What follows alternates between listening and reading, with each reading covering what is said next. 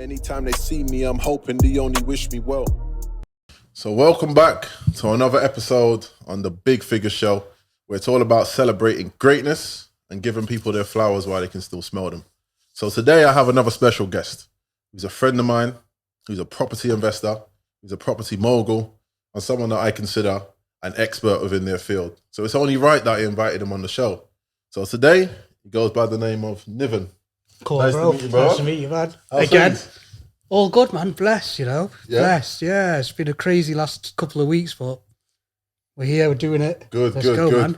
So obviously, I know you personally, and obviously I know where you're from, and I know the journey. But for those that don't know who Niven is, who is Niven? So basically, you're probably watching this because you're interested in property. I've been in property since I was 18, 19 years old. Started from the bottom, literally was on benefits and worked my way up to a portfolio all over the UK and abroad. Managed to get a TV show in the journey and loved every minute of it. So Good. Yeah. So what was your upbringing like? Because obviously everyone sees you now as, you know, the high roller and Mr. Property. And so Do you was know your what, upbringing bro? like? It was mad. It was one of them where you see your mum and your parents struggle and you want to make something better of yourself. At the same time, you've got mates in the ends doing madness and trying to keep the right path Of course. and find your own way in life. And luckily and hard work, I found mine, and that was through property. But yeah, growing up, man, it was struggling to put the heating on, living with no carpet. Wow. I mean, we've all been there, but that's humble beginnings. Humble beginnings, yeah. No, good. So your family basically didn't have any money growing up? Yeah, so we obviously parents come here from Mauritius, Yeah.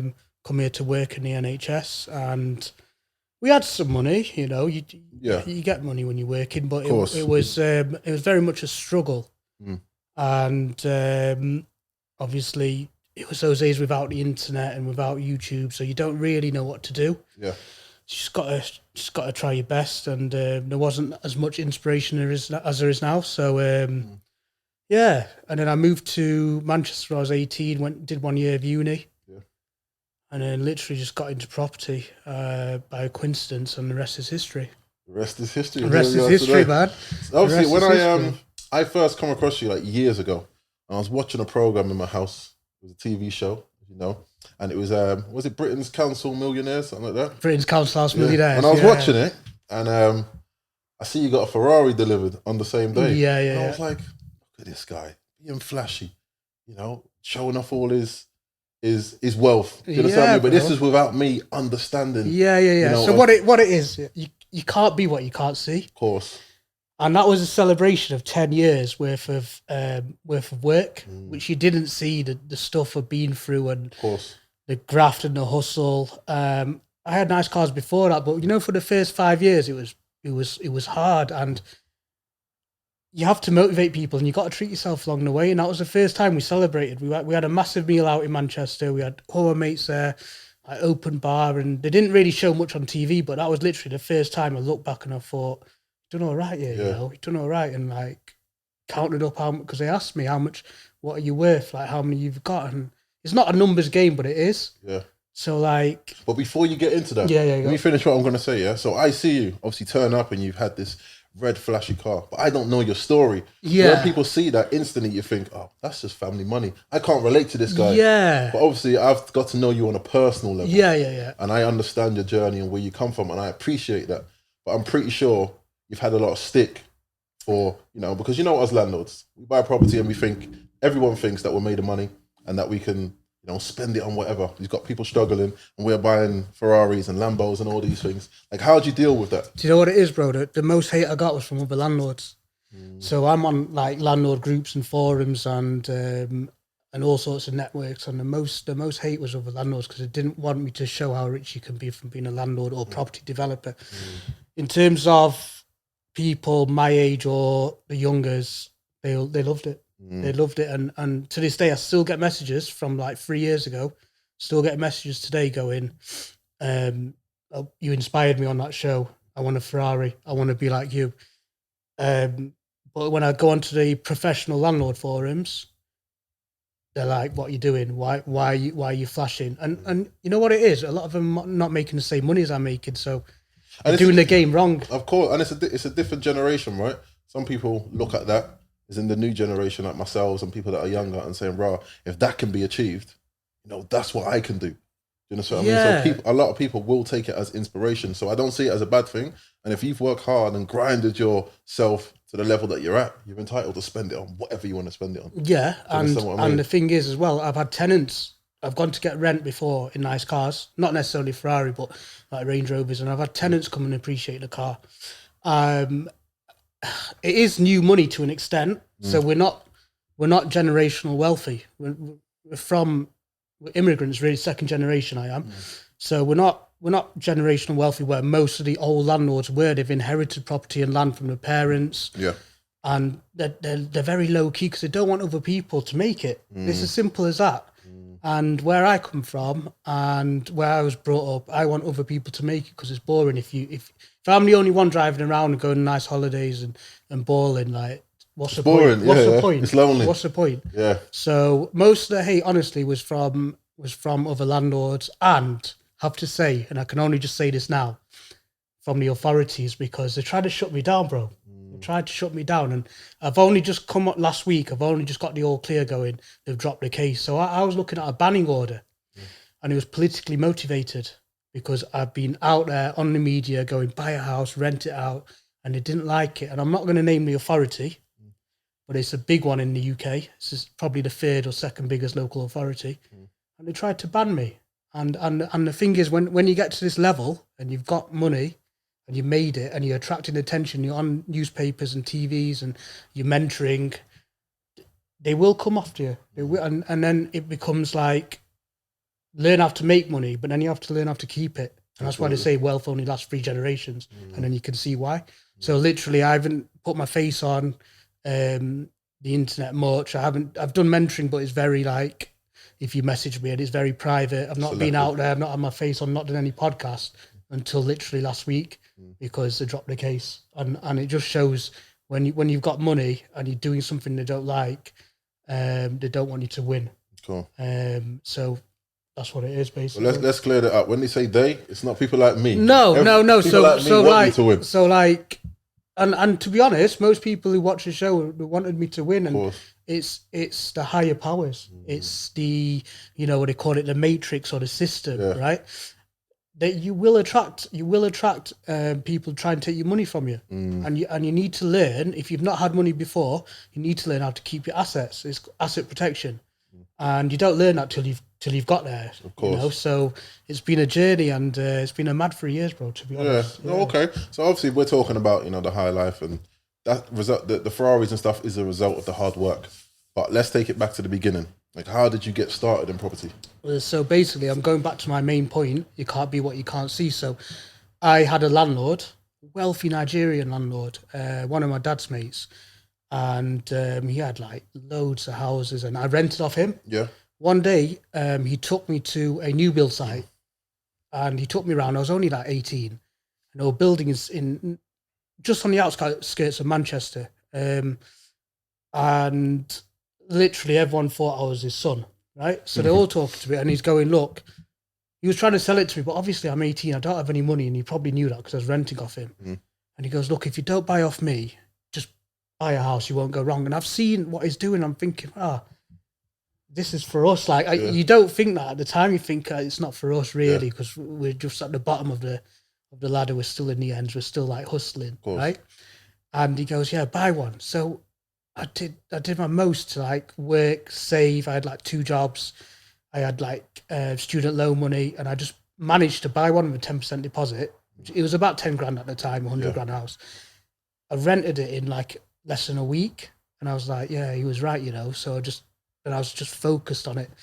And at the time, no one knew about property. There wasn't like YouTube, and there wasn't Instagram and all that. So it was like, why are you buying a house in my side of all places as well? Like quite a rough area. It's a rough area. So people, like my peers were like, what are you doing? And I just knew it was the right thing to do. And fast forward, I've got more property than him now. And so still speak to him? Still speak to him. not that often, to be fair, but he watched the show and he was like, well done. And yeah, so that's how it started. And literally, if I hadn't had gone to that building site, development site, I wouldn't have had that landlord, and I wouldn't have gone into it. But things happen for a reason, I guess. And that's why I say exposure, like, is so important. So when I say exposure, is being alongside people that can show you what's possible. So obviously you was around this landlord who is doing developments and doing all these big projects, and it showed you what's possible. And a lot of the time, we don't have anybody around us to show us that these things are possible. It's only on TV. Yeah. So it's far away, so you don't believe it. But when you have someone in person, that's close to you, that can say, look, I've made X amount of money in property, so can you. Yeah, yeah. And a lot of the time, all you need is the exposure. And that's why it's important. You need to network. It's a lot easier now, I think, because obviously you can just type, if you want to make money, just type it in YouTube. But obviously those people have got agendas as well. They're trying to sell you stuff that might not necessarily make you money, but it'll make them money. So you got to genuinely network, go out there. But if you're driven, you get noticed. People want you to win, especially when you're starting out. I see all the time. I get messages all the time going like, I want to do what you've done. And I love it when they're younger as well, because they will achieve if they start. If you start the earlier you start, the more you enjoy it when you're older. So it takes 10 years, 10 years probably. And again, that's the beauty with being young. You have time on your hands. Yeah, right? That's one of the things that you have in your favor. You have time, and we know with property, it's a long game, right? So the longer you're in it, the more you can make. So the younger you start, the more you can make. It's a long term play. You can make money short term, but proper wealth is built by capital appreciation. So basically, prices going up via inflation and the market changes, and it's a patience. But if you start at 21, by the time you're 31, you could have an easily £1 million portfolio. And I'm working with people now who are that age, and you're prepared to take more risk. Because if you ask me to take the same risk now, buy my first house, I'd be umming and ahhing because I've got more commitments now. Whereas you're 21, 22, you've got no commitments. You've got your whole life ahead of you. You've got your first bit of money, maybe 10 grand saved, 20 grand saved. You can afford to take the risk. You can afford for the market to drop and go back up. But in 10 years, you'll be laughing. And basically, that's the journey. I do work with people now who are older as well. But I'm telling you now that they take longer to make a decision. They won't take the same risk because they don't have the same time to recover if the market changes or to hustle to get the next deposit. Whereas if you're young, like it's the best time, honestly. And like what you just said there as well about, I find, because I get a lot of DMs and people asking me how to get started in property, and it's hard to give a definite answer because everyone's starting position is different, right? But most people's problems are, how do I get a deposit? How can I get a deposit to get on the property ladder? That's the biggest hurdle that most people face. Like, how did you overcome that, and how would you advise someone else? So basically, I overcome that by hustling. Like, I had 2 jobs. I worked in a Chinese takeaway doing deliveries. I worked in a call center. I was at uni, but I dropped out. I was also buying and selling stuff on eBay. It was just starting out. Yeah. Not massive money. I was on probably like a couple of grand a month, 500 a week-ish. But if you stack your money and keep your expenses to a minimal, literally no spending, right? You can save, especially at that age, because you've probably not got kids. No responsibilities. You're not married, you're not got kids, you haven't got really bills. So if you can save it, all you need to save is that first deposit. After that, it's plain sailing. So and it is harder these days though, because at the same time, I was saying it's easier because you can learn how to do it on YouTube. It's harder because you've got kids flexing on Instagram, going on holidays, buying design, and you feel like you're missing out. Whereas I didn't have that. So when I was doing it, I wasn't competing or like comparing myself to people flexing. So it didn't matter to me if I was wearing, no designer, not going on holiday, even though we still went on holiday. You don't need to flex. You don't need to hire cars or buy cars. There was none of that comparison. It was only Facebook really, and it wasn't really that popping. So it was a lot easier. So these days, what I tell people, especially youngers, is save your money. Don't worry about what anyone else is doing. Just laser focus. As soon as you got your first property, you can then leverage it, and then you can start. And literally 5 years, you can flex on anyone. But if you're going to get grand in a month and spend £1,000, you're never going to get a deposit for a house. And it's going to cost, when you're older, you won't be able to afford one anyway. The price will be too high. So, and like you said, like what you said as well about, you once you have your first deposit, it sort of just snowballs after that, because it grows organically, right? Your properties increase in value, like you said, capital appreciation. Yeah, and you're able to refinance and potentially fund the next one. Then you have more experience, your network grows, then you can use private financing. These options that open up. But it's just about getting that first one, right? First one is probably the hardest. Probably in terms of monetary value, your first 100,000 is easily the hardest. Your first million after that is, you can make money. Jeez, Loads first million, of you hear that? First million is hard, but your first 100 grand is harder. Because that requires you, when you got 25 grand profit, maybe you've done a flip or you pull some money out, especially today, so much discipline to keep it in the bank rather than splashing it on a trip to Dubai or madness, right? So your first 100 grand, but once you've got that, you could multiply it many times. So it is quite hard. And when I was doing it, the market was in a recession, so I couldn't just buy a house, revalue it or flip it, which is a blessing really, because I probably would have spent the money at that age. So now when you can do that, you can buy a house for 100 grand and revalue it at 50 and pull out some money or sell it and make 50 grand.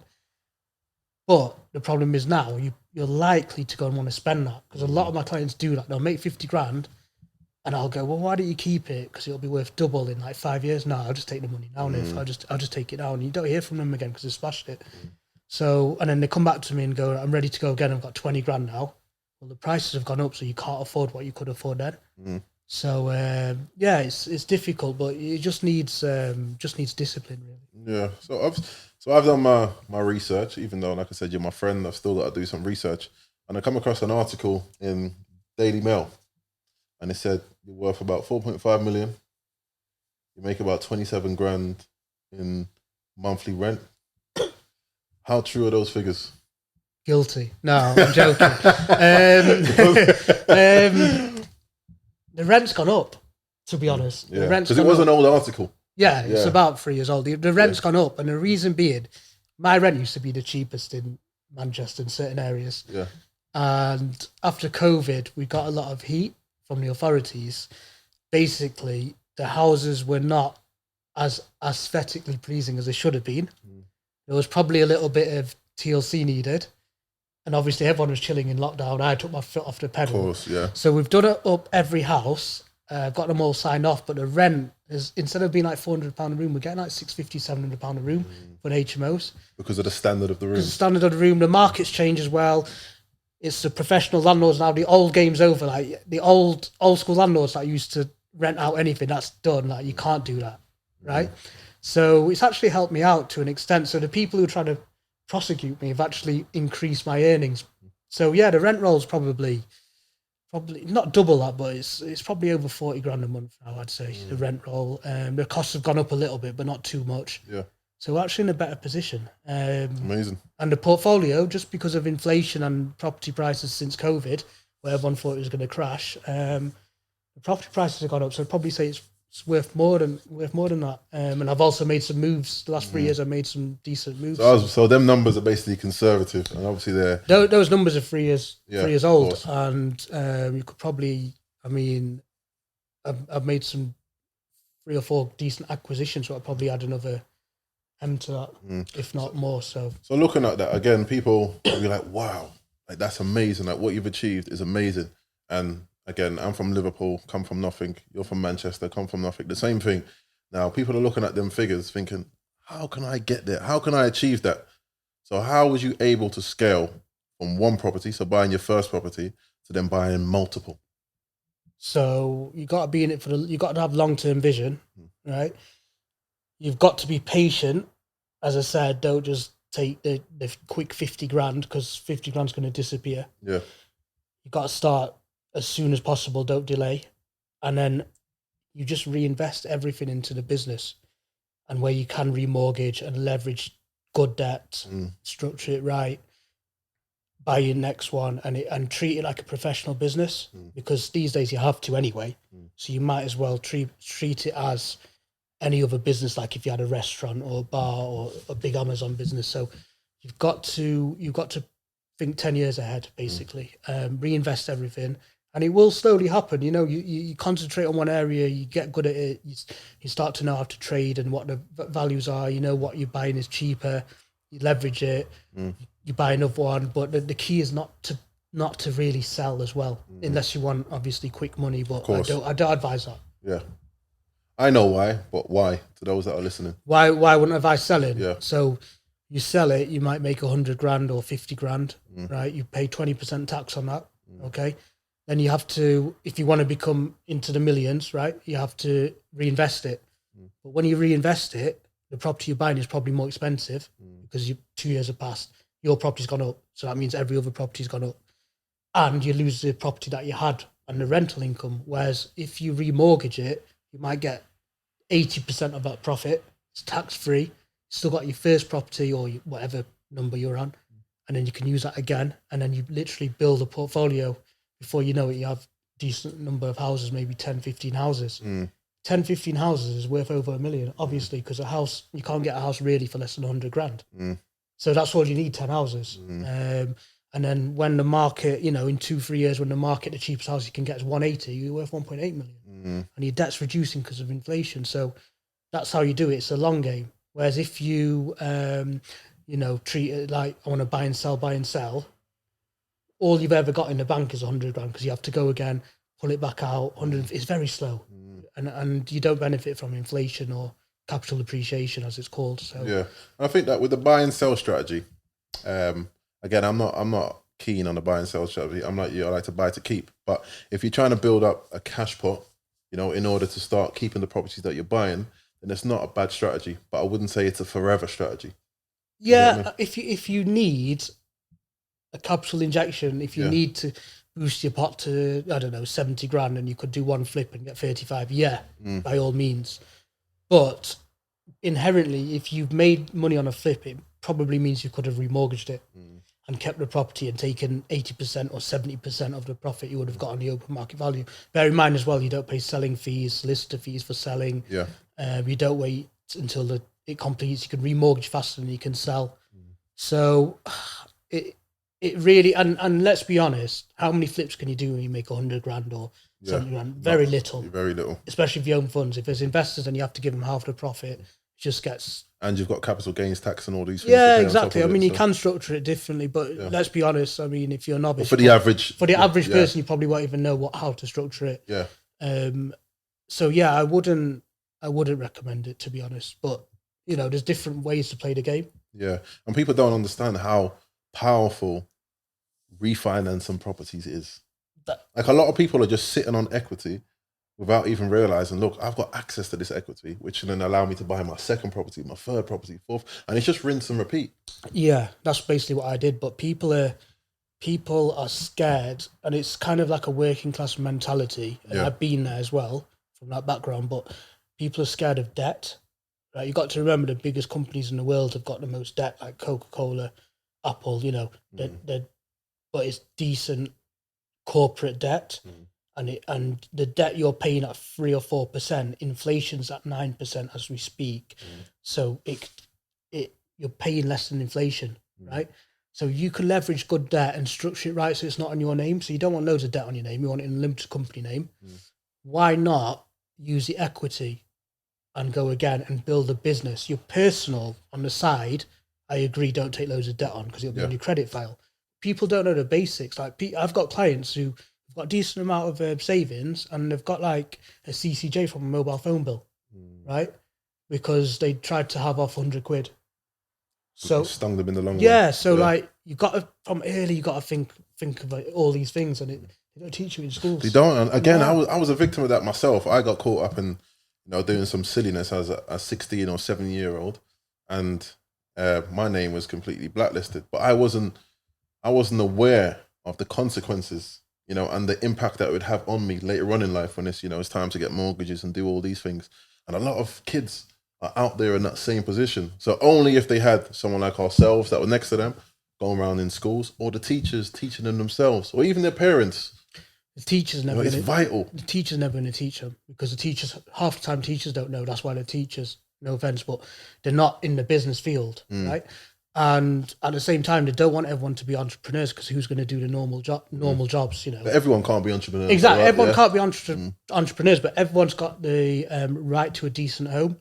So when you see like on the news, and I watch politics all the time, and I'm involved in political conversations, and it's like landlords are ripping off people who can't afford their own homes. The reason why they can't afford their own homes is because they're not being educated from early on how to get your own home, the importance of getting your own home. So you're relying on landlords.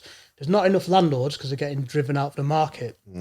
So of course the rent's going to go up. Then you've got authorities bringing up the standards, putting licensing in place, which it costs £1,000 to get a license in some areas. Of course the rent's going to go up. But it fills the council's pockets, and it's the average person who's paying for it. The landlords are profiting, of course, but they have to because it's a business. Otherwise, they wouldn't do it. They do something else, and it's the average person who has to rent, who hasn't got enough money to buy a property because there's 10 person for every one property, who's losing out. And the reason being is that it's not taught in schools, and that's a massive thing. And you know, it's something that I want to change through education, and you know, even going into schools or you know, in entrepreneurship lessons, and just teaching it, because everyone needs a home. Not everyone needs a nice car and holidays and stuff, but everyone needs a home, whether you're renting or buying it.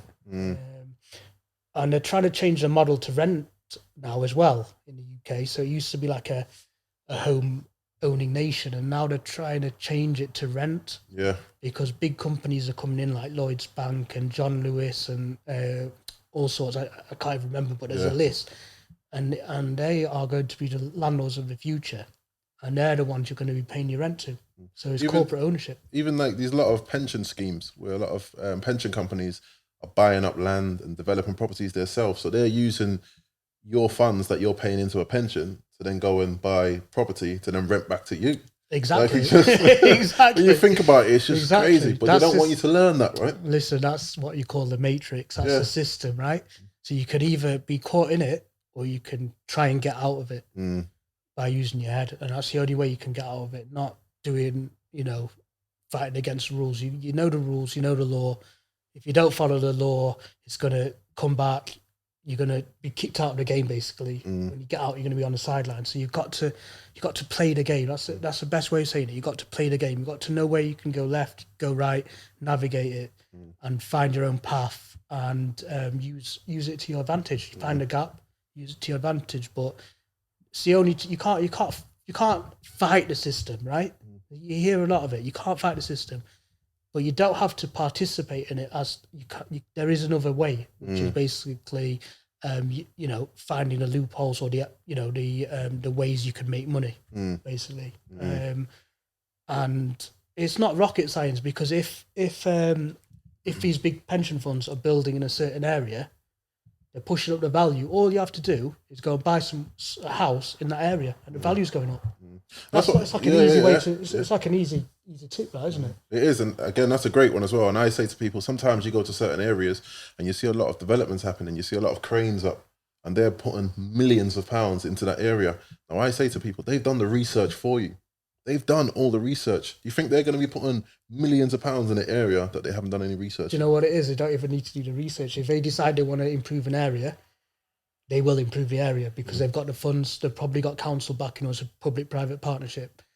The area earmarked for gentrification, or, you know, that kind of thing, they will improve the area. So all you need to do really is buy your property or invest one property there, and you'll benefit from that. Just piggybacking on it. You don't need to start doing developments. You don't need to start researching certain areas. All you need to know is where's the next area on their list that they're investing in, and take from that. And a prime example of that is Salford, where the BBC, they had Media City, the council started improving standards, and all you had to do was, I got in early, but not as early as some people, because you used to get houses there for 30, 40 grand. Wow. I got in at 70 to 100, and now it's like over 200, 300 grand, and Article 4. So, and there's loads of areas, examples like that.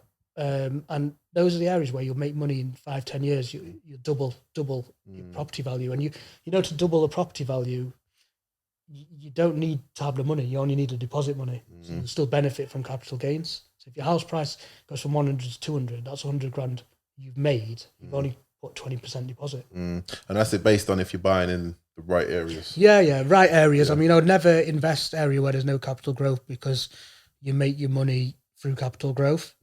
So loads of people have got properties in Wales and they've got like, you see it on Instagram all the time. We've got 50 houses. How much are they worth? 50 grand each in Wales. Well, they're never going up.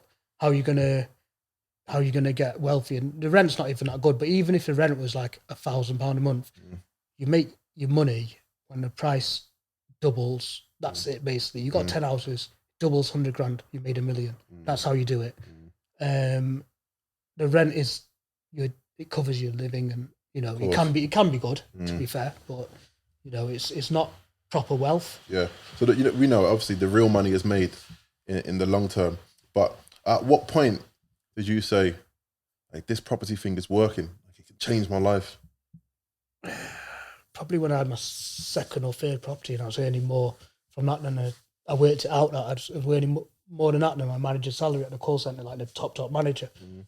And I was like, and I was still getting paid, obviously.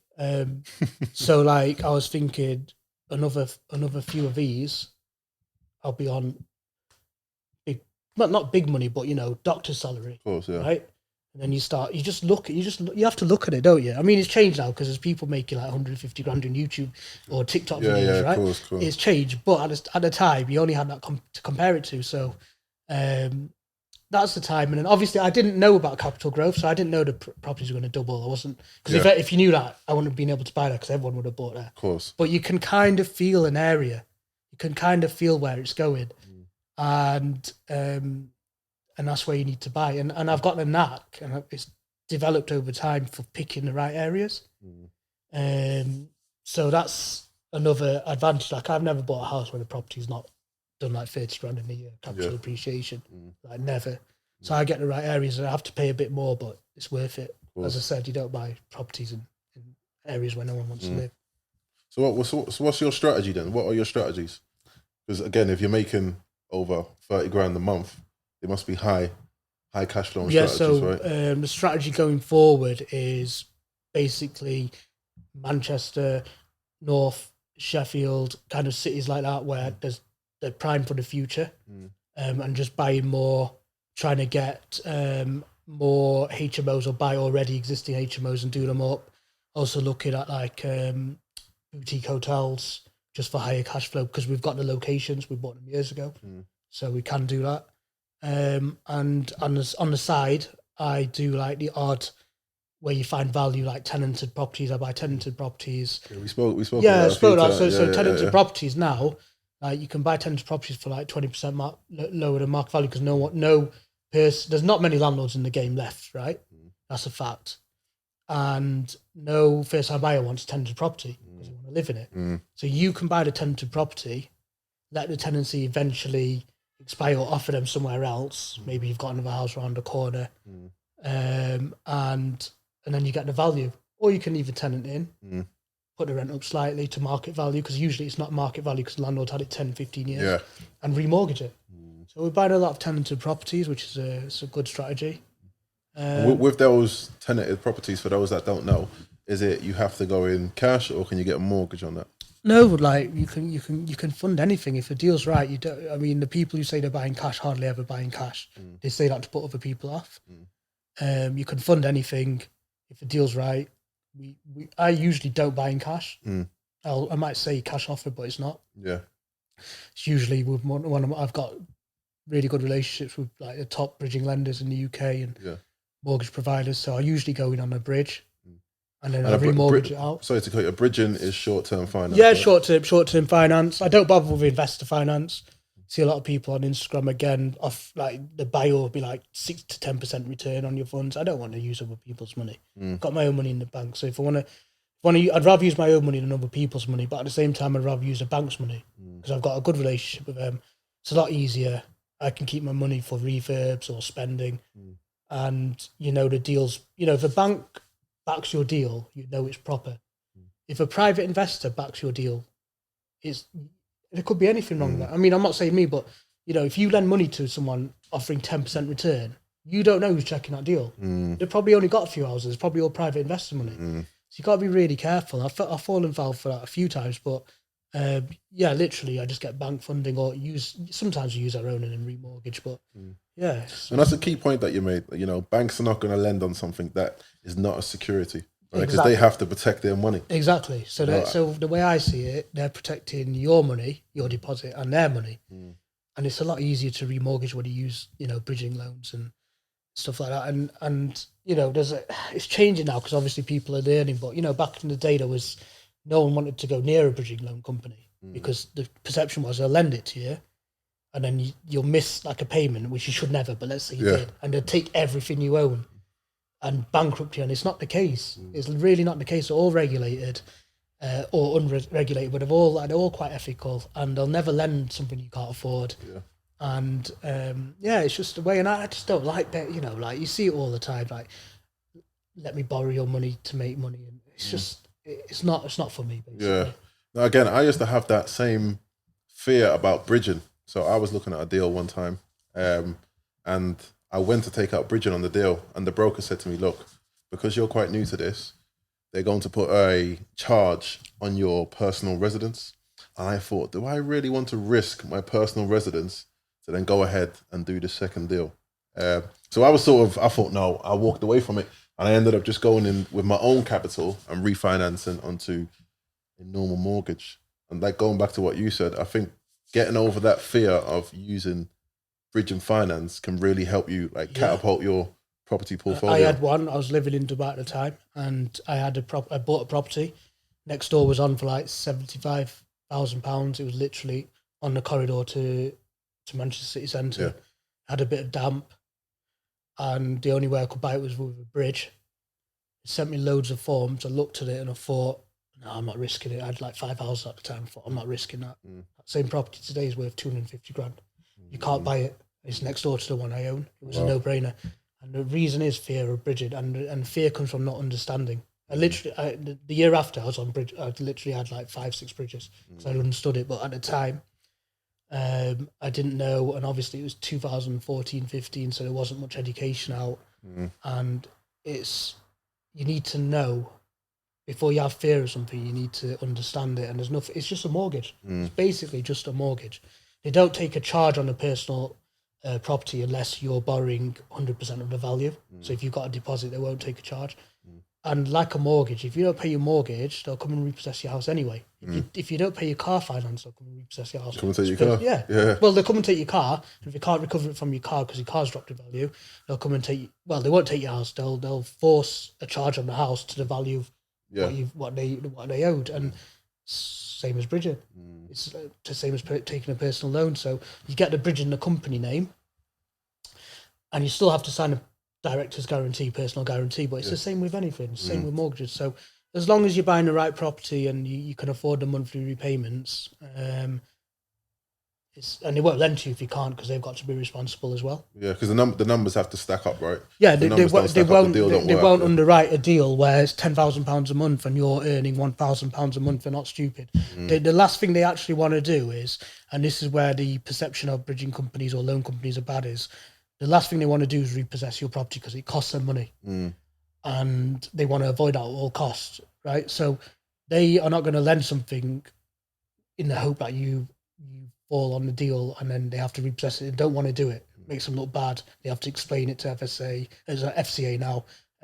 There's all sorts of ramifications. So, as I said, if you're taking out a bridge which is like £4,000 a month for some massive commercial property, you've never done it before, and you don't earn it, you're not going to get lended. So simple as that.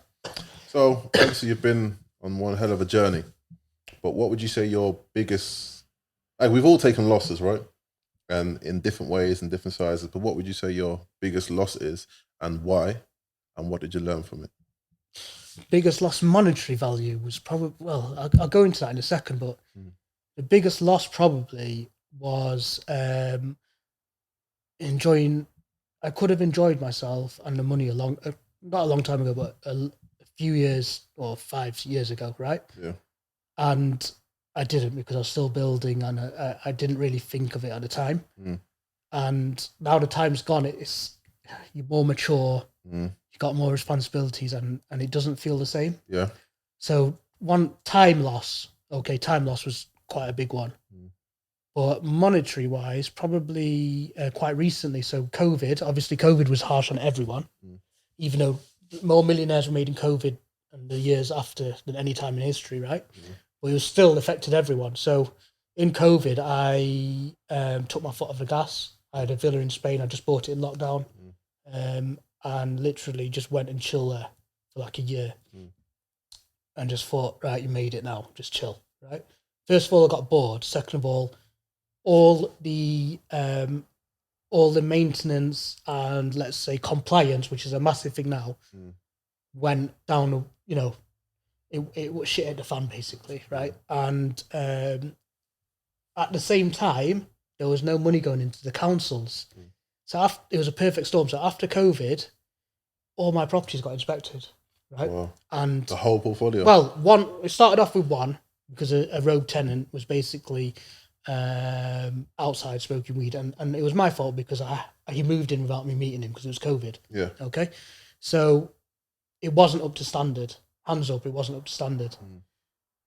Because my risk or my property portfolio was concentrated in one area, it was very easy to go next door and find out all the faults. Right? Course, if yeah. you're doing HMOs, you can get fined, and it's quite a lot. It's like £30,000 an offence. Wow. Okay, like an offence being like a door out of line, not an offence what you would think like an offence is robbing someone. Like a crime. Yeah, like a crime, Yeah. right? It's quasi criminal. Okay, so I took a loss. Had to readjust the portfolio. Had to do all sorts. Right. Oh, but they raided every house. It was. You would have thought it was a major criminal investigation, right? Wow. You would have thought I was like cropping every house or like any house, or you would have, you know what I mean, right? Yeah. So every house was raided. Tenants, like they just wanted money, right? But at the same time, got to hold my hands up and say, look, I took my foot off the gas and I paid the price. So Accountability. and it all goes down to me. I was the old school landlord because I've been doing it since I was like 19. Right, you're gonna make mistakes. You're 20s. Most people are getting drunk in Ibiza. You know, I was responsible because you have got responsibility to your tenants. Yeah. So I was responsible for like hundreds of tenants at that age, and the game's changing all the time. The standards are going up, and you're gonna make mistakes. And like, what do you expect? And the thing is, they don't come after you till you've got money, right? Because the same people who went after me, I met them when I was younger, didn't do anything, and it's my fault as well for not learning the game. But so that was quite a big loss. At the same time as that, because when you're in a crisis, and it was really a crisis, because imagine you don't know what's going to happen, and you could lose all your assets. You could literally, and you don't know the game, right? You're new to it. You've got money now, but you don't know how to protect it. So you're getting advice of like, you know, I could afford the best advice, right? So I was getting advice of like big barristers and like people who used to work for councils, right? And they're telling me this and that, and I'm still in my old school mentality thinking, I used to do this for fun. Like, let me just go and tell the tenants to like not open the door. Yeah. I did that. They got a warrant, like a drugs raid. They got a warrant at 7 o'clock in the morning. They went in. Wow. I go to the tenants. I thought you didn't answer the door. Yeah, like you're getting done, right? And all it is it's a game. It's a money game, right? So I got some fines, paid it off, but I learned a lot. That was a big loss, and that's part of my teaching now, how to be compliant. And a lot of the landlords who were like me, because I'm an old school landlord, even though I'm relatively young. Yeah. My mindset is the same as like a retiring landlord. I've been doing it for so long. So like back in the day, you could like, if a tenant didn't pay rent, you could send the boys around and kick them out. You could do it. Yeah. Now if you do that, you're getting a prison sentence. It's changed. It's all about compliance now. Yeah. And the compliance is not a bad thing. It's not a bad thing at because you're all. making sure you're providing good quality homes. It's not a bad for tenants, thing at all, but you've got to get in the right mindset, and like, you know, if you've got to get in the right mindset. And I was trying to fight against that mindset for a while, because obviously I bought my houses, you know, cheap and stack them high, you know. So the game used to be like Lidl and Aldi, right? Whereas now it's like Marks and Spencers. You've got to be the high quality landlord. But at the same time, right? And would I have what I had now if I didn't do that? Probably not. If I was doing every property to the standards they are now, I wouldn't have had as many properties. So the way I see it is, I paid a fine, right? And it was quite a big fine, but at the same time, I've gained quite a lot as well. So it's just a game. And the thing is, it's a game because now the certain areas where the councils are hot on it, the property price and the rent are rising. So it's benefiting me anyway. And that's what they want. So like, yeah, it's just madness. And Yeah, go on. no, I was just going to say it's madness. And also, if you're going on and you're going to, like you said about the Ferrari and you've gone newspapers and stuff, which I didn't want to go on, but it happened. They're going to do you more. They're going to go after you more because you've got money to lose and you're attracting it. And they only chase people with money. So they're never going to chase a landlord who's got no money or owns one house. What are they going to get? A couple of grand, right? So you've got to be prepared for it. And it comes down to asset protection, basically. So how to protect your assets, how to have stuff in different countries, how to be around the best barristers, and it's just a learning game. It's just protecting your wealth, right? Build your wealth and then protect it. That's it. You build it, and then you have to learn to protect it. It's two different things. When you're building it, you're building it. You can't be thinking about protecting it when you've got your first or second house. You haven't got enough. You just got to be thinking about building it. Don't be stupid, but obviously it's not really a massive thing about getting having offshore accounts and all of that when you're building. When you build and you're worth like $1 million plus, then you've got to start thinking, should I put like 20 grand, 100 grand in Dubai or offshore in Europe, or just to have a backup, and that's just the game. Yeah, no, it is. And once you learn the game, you can play the game, right? Yeah, no one's going to teach you how to protect your assets, are they? Because you've got to be in the right room. So I'm in the rooms with like landlords who, I wasn't even really in the rooms with landlords. I was still with people who were still on the ends doing dumb stuff. So how are they going to tell you how to move money around? And like, of course. How are you going to network with the big barristers? And the thing is, when I was on the TV show, right, I attracted a lot of people you wouldn't necessarily think, like big lawyers and big firms, and they will look after you, like they will, because they want your network, right? So that was a blessing. So I had like one of my cases, they basically did it for free. But the blessing comes with a curse, because at the same time you'll attract people who want to take your wealth from you. Cool. So obviously we've spoken about your loss and you've recovered from it and you've learned. Now we know the milestones for coming from where you're coming from is £100,000, and then after 100,000 it goes to $1 million. Now, what was it like when you first saw that you made or earned £1 million? What was that feeling like? I didn't even know. Till I did a TV show, I didn't even count it. Because I was so, it's not because I thought, oh yeah, like I don't need to count anymore. What it was, because you get obsessed with the game, and you just, like, I love houses anyway. So like, you're onto your next deal, you got a pipeline, you got to build a pipeline, right? So I'm buying this house and opposite's for sale, I'm buying that. I'm not even counting. There's no need to count, because you're not selling, you're not really thinking about, I wasn't thinking about, right? Yeah. So when I've done all that, and the rent, you can tell you're growing. You can tell because now you can afford a deposit every month and stuff. So and like you're driving, you're going to one job and you've got a job across the road and you've got a house there. Yeah. The estate agents know you and stuff. So you're growing. But because, as I said, there was no like social media, you're not really comparing yourself. You don't really need to count. You're not flexing or anything. So it's only until one of the producers said, right, we're doing a write-up for the show. And we sent you a list of questions. And one of the questions was, what are you worth? Property-wise, right? And how much do you make? And I've gone back and I've like listed every property I bought or owned or buying. And it's added up. And I was like, wow, like done that in 10 years. Yeah. And then obviously that was like the celebration on the back of that. But at the time, like, we weren't even counting, it was just fun. And you got to enjoy it. And if it's not fun, you're doing the wrong thing. It's not for you, innit? Yeah. But do something else. Like, not everyone finds it fun. Yeah, because if you're enjoying what you do, it don't feel like work, right? Yeah, and the best people I help now are people who like property. If you don't like property, like I build portfolios for people who don't like property. They've got decent businesses doing other stuff though. So they'll have like online businesses, and I'll build them a portfolio, and they're making really good money. Like some of them like 50, 100 grand a month, and I'll build them portfolios, but they don't even like to see the property. But hands off. Yeah, but for me, I didn't have that, and I built it through property.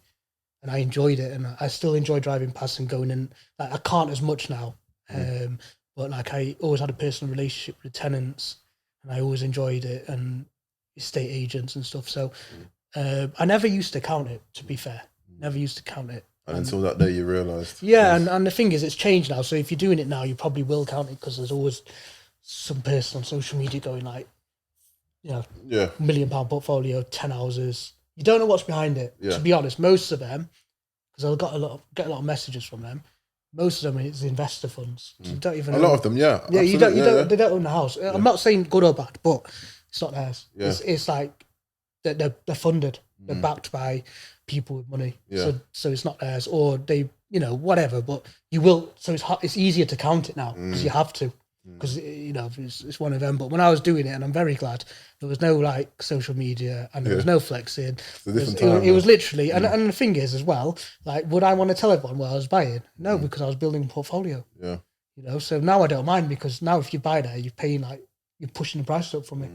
But now, like, for clients, I get them houses in new areas that are going up. Yeah. But I don't want to build another portfolio there because I've got one.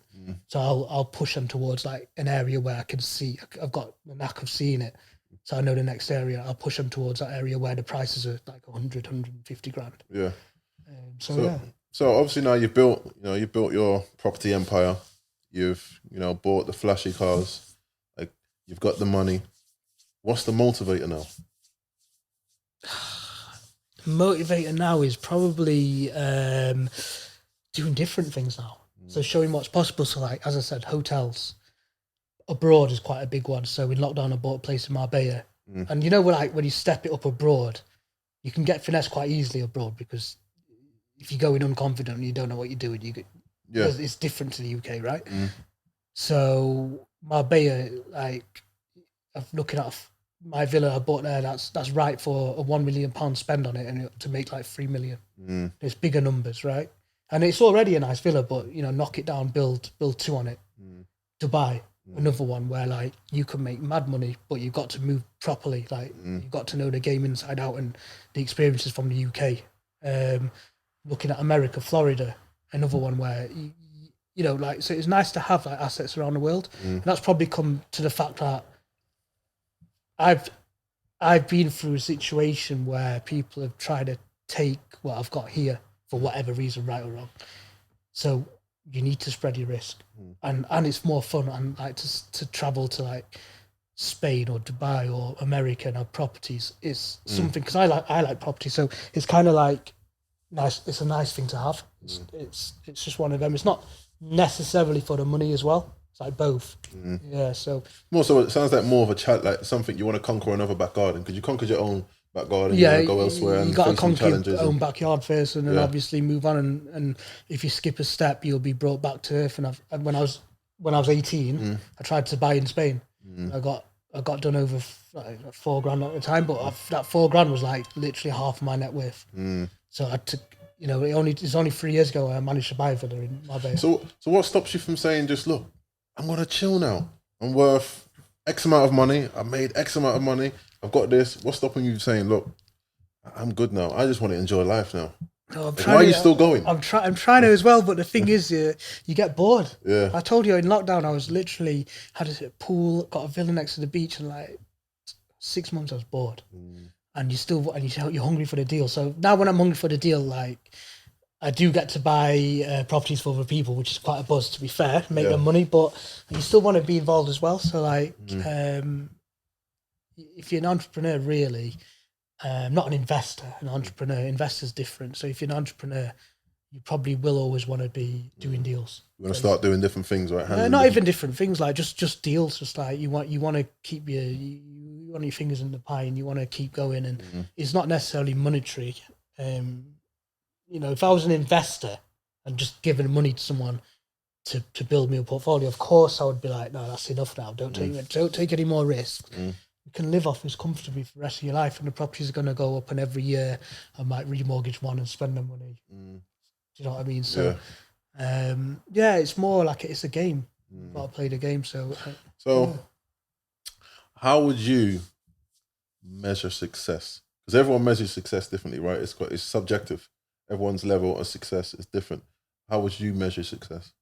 for me, it's like where you can do what you want. You can wake up and do what you want. You might want to go and view a house and buy it. You might want to stay in bed. You might want to go to the beach or go on holiday. So for me, it's like, it's not money, but it's the lifestyle. It's like you've got passive income, basically. It's passive income. You don't have to do anything. Then you can actually focus on, spend time with your family, do whatever you want. You're not a slave. You're not controlled. You're kind of like out of the system, for example. That is success to me. Just being free. Freedom. That's it. Freedom. You know, if you had passions, like one of my passions is cars. So like now I can, you know, enjoy that passion. It's not really a point of like showing off in a Ferrari. I actually genuinely enjoy cars. So like one of the things I'm doing is building like a man cave garage, like showroom in my villa, just for like a year, because it's probably going to get knocked down the year after. But stuff like that you can do, and you've got the time to do it, you've got the money to do it, and you don't have to think, well, I can't do it because next year I'm knocking it down and I need the money for this. You don't. It's just flowing. Yeah. So all what you've accomplished is all being strictly through property and no other businesses. Yeah, no other businesses. Like it's a strange one because most people, especially now, they make money in other businesses because there are fast-ish ways, if you know what you're doing, of making money faster ways. Yeah.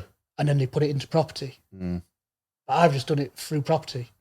So I actually know more than people who've done it through businesses and then put it in property. I don't know more about what they did, so they might have sold out a company for $1 million and then put $1 million in property. But it's very easy to make money when you've got £1 million in property. When you're starting with like £5 grand, 10 grand, you'll know the game. So yeah, it's all through property. Oh, amazing. So, what advice would you give someone that's looking to get started in property now? So say a 21-year-old watching this, they want to get started in property. Obviously, the first thing you need to do is make sure you use whatever you're doing. Obviously, you're quite driven because you want to get involved in property. You need to make sure you've got a deposit. Right? I actually had a client who started with nothing, but he was very driven. I was on a plane to Dubai, and I was like, I don't really want to take you on as a mentor because as a client because you've got like £300 in your bank, right? We can't. I'm not like one of these people who's going to take your money and pretend I'm doing something. He goes, no, I really want it. So by the time I landed in Dubai, he's already built a website, right? It was like 6-hour flight. He's built a website. The next day he's gone into estate agents, networked, and he's got some rent to rents, and he's sold the deals on. He's made like $3 grand, and he's made another 3. And then before you know it, he had 10 grand. And then I can start slowly 10, 15, 20 grand. You can start to put a deposit down. So get the deposit, whatever you might have 2 jobs, it's fine. Just get the deposit. At the same time, educate yourself. And I'm talking about fundamentals, not educate yourself as in go on YouTube and listen to people point numbers in the air. What I'm talking about is like basics of finance, debt, law, right? Those 3 things. Inflation, like basic economics. Basic economics, basic business, basic stuff. Then you're probably kind of ready to take your first step. Also, go and view houses. Go network with estate agents.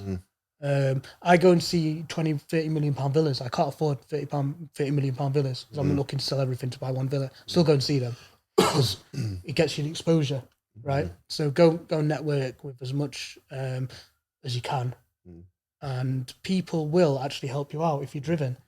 Back in the day, estate agents used to want me to get there. I wasn't giving any backhanders or anything. Because it's a young driven lad, they want you to win. It's not all hate. It's not like the hate is the people who are probably doing what you're doing, but less successful. But like I used to go in auctions, and if I'd won an auction, the auctioneer or the estate agent would shake my hand. If I didn't win it, they'd be gutted for me. And I was competing with a full room of I was 20s at the time, like consortiums of 5 people buying. So. Obviously, just make sure you're driven, and people will see it, and people will help you. They won't help. They won't give it you. No one's going to give it you. It's never given on a plate. Never going to give it you. But they will give you advice. Successful people will give you advice, and they'll help you along the way. And as long as you've got that mentality, if you've got a mentality like I need it now, and like I deserve it all, and I don't need to talk to you because I know It's not going to get you anywhere. So if you want to learn and follow shadow landlords, go into estate agents, as I said, network, they'll help you out. And a lot of people don't realize there's a lot of things you can do for free that doesn't cost. You know, these however many YouTube videos out there, these journals, these magazines, all these things that you can read, these videos, like these tons of information out there that you can learn for free. Obviously, when you get more experience, you can start narrowing down on, you know, if I want to do a HMO strategy or if I want to do, you know, developments, I have to become specific with the information that I learn. But there's enough free information out there to learn the basics, which I feel people don't take, you know, advantage of. I think the basics, right? I think the basics have got to be not even watching YouTube. It's got to be studying. Well, you can do, but not in terms of property, because what you'll find is everyone's got an agenda online. Well, most people. So you might watch a video and at the end they'll go, invest in this, but that might not be the right thing to do. That might be because they're getting paid for it. And you might be watching someone with 5 houses telling you every single thing about property and they don't even know it themselves. The basics has got to be economics, law, financial structuring, accounting, and basic like the property history and game, right? Once you know that, you can then judge people. You can then watch stuff about, and you can go where you can see where someone's bullshit. You can call the bluff. Yeah, you can call the bluff, and there's a lot of bluffing online. There's a lot of bluffing, and then so learn that. And as I said, the best way is actually to get out in the field. Like, get out in the field. Get out. You know, you might live in a city somewhere. Get out to the estate agents, because there's money to be made on your doorstep. It doesn't matter where you are. You could be like Leeds in a city. Go to the estate agents, and you go, oh, you know that house you're selling for 70. It's worth 100, and they might even tell you that. And then you start to think, well, maybe not today, but if I save this, maybe next year I can do that. You've got that relationship there. You go back next year and you get it. And that's key. What you just said is relationships. People don't understand the power of relationships. I've done a deal or deals just based off relationships. Relationships that you're building up. That doesn't cost nothing. Building relationships doesn't cost nothing. You know what I mean? And this is what you can be doing, building relationships with estate agents, which is not costing you a penny. So now when you do have your deposit and you're ready to start investing, you've got the relationships there, which is powerful, right? Yeah, you go in with a positive mindset, eager, hungry, they can see you driven. They want that. People want that energy around them, right? It's simple as that. And they're not going to do you any favors, but at the same time, you're going to be in the mix. You're going to be, it's your ticket to the party. So you're in the door then, right? And then you can bide your time, and you'll be more, and then you'll get more motivated because you'll see somebody else buy the same property and make money. You'll be like, one day that's me, and then you work harder, you'll save it, you'll have. But if you don't do that, what can you do? You can't be what you can't see. But going back to my first point, like you've got to get in the mix. You've got to be around it if that's what you want to do. So going back to one of your first points that you said about fear, what would you say your biggest fear is? What, business-wise? Just anything. What is your biggest fear? Answer it a different way. I used to be scared of losing it all, right?